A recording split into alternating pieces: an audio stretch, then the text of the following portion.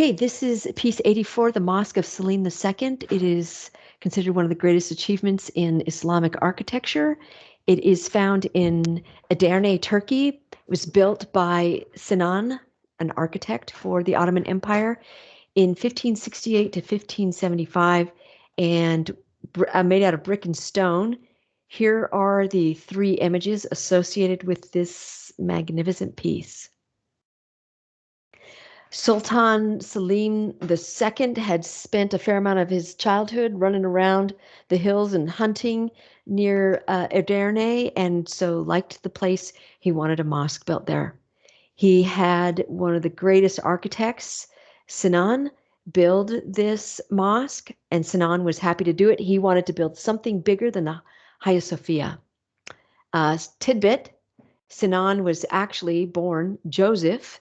He was Christian who was kind of adopted into the Islamic Ottoman world as a janissary, and he became Islamic and served for the Ottoman Empire for 40 years as an architect. Context, this mosque was built in a complex. Here's the mosque. This courtyard is equal to the size of the mosque. Here are two madrasas. A madrasa is an Islamic school where students study the Quran. All of these are shops that are covered over like a covered bazaar. Reminds me of the Forum of Trajan. It's meant to take care of all the needs of the people in town. You know, anybody who's poor, needs a hospital, a cemetery. It is the social services location. This is the Ottoman Empire that built this mosque. This is how big the Ottoman Empire was at their height. The red dot is the city of Edirne. And as the Ottoman Empire declined, it backed up to this border, which just includes the city of Edirne.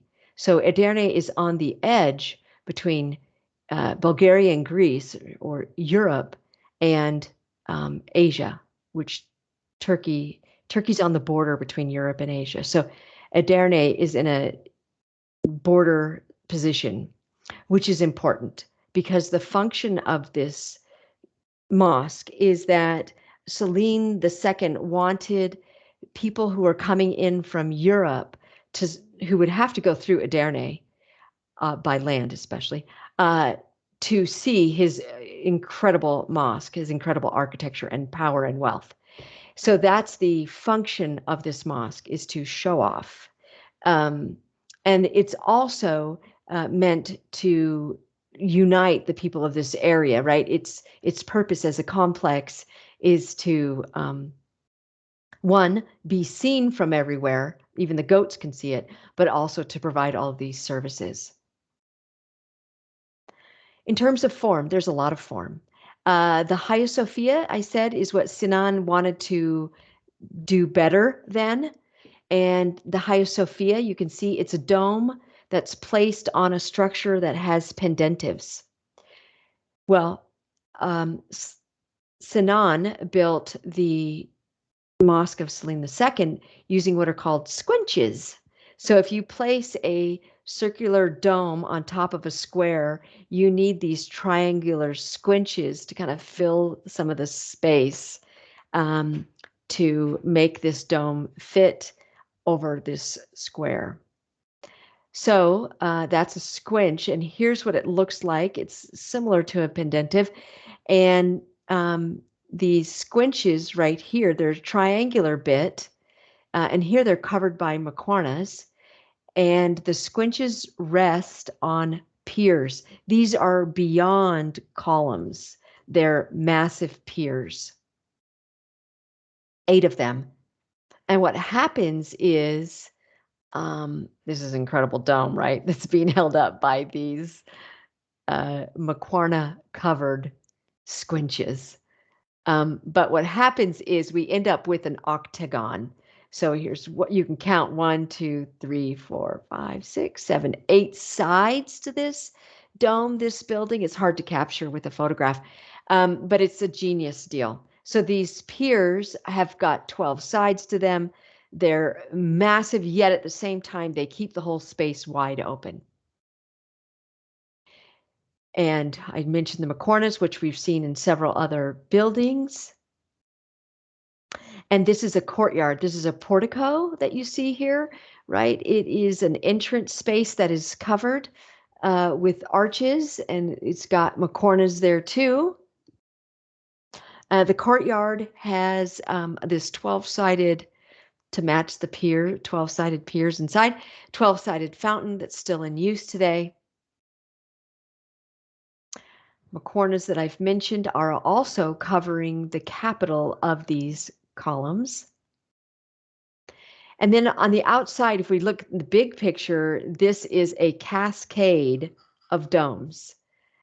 So visually, just the geometry of this, the dome, the half domes, square, octagon, just are perfectly formed to just create visual interest and pleasure. The dome is held up with buttresses here, these big black things that I've circled. Those are buttresses. They're not thin and going far out like the Gothic cathedral buttresses, but you can see if you look closely, right there is an archway that these buttresses have, which is what defines a buttress. And then 1 minaret was kind of typical, 2 was okay, but 4 was wow, it's unusual, but there are 4 minarets on this mosque that muezzins go up to, into, and call people to pray from each of these 3 different levels. On the inside, the content on the inside, it's a central plan. We've got a huge dome, so we have lots of space on the inside. We've got those 8 piers holding all that weight. And so there's no real big walls in here other than the outside walls. And then this is and so that means that we can hold hundreds of people on a Friday prayer. And you can notice the rugs here pointing to the mihrab, to Mecca, and just the ornateness of the tile and calligraphy here on the walls. It's a pretty commonality among mosques. And then here's the mihrab, and Sinan's idea was that this is a huge central plan, wide open space. So no matter where you were in the mosque, you'd be able to see the mihrab. Oh, might note for you this tidbit that there were like 5,000 oil lamps lighting the inside of this space, and now they are electric light bulbs. Okay, and then this space right here, this structure in the center of this mosque is pretty unique, but this is where the muezzins who call people to pray, they lead singing here, singing of the Quran from this tribune, it's called. Then there is a women's section, as usual, in a mosque. And this is the Mosque of Selim II in Edirne, Turkey, on the border between Turkey and Europe. It is designed by Sinan the architect, who has this geometric wonder here.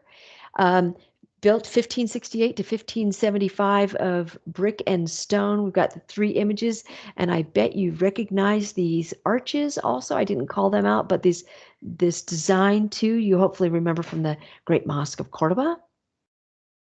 And here it is from the outside, the Mosque of Selim II.